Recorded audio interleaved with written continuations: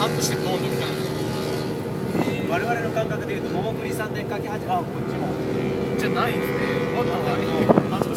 半年でヤシの。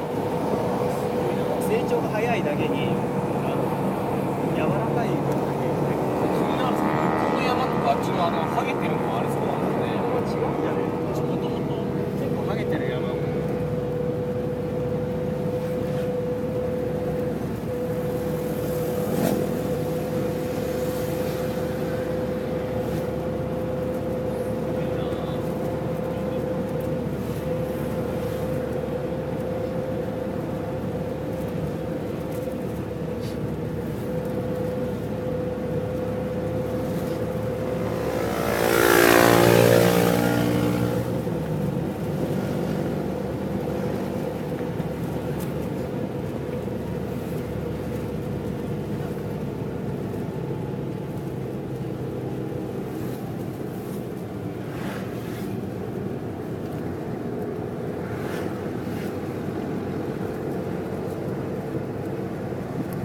田んぼ見るのないは大丈夫ですね。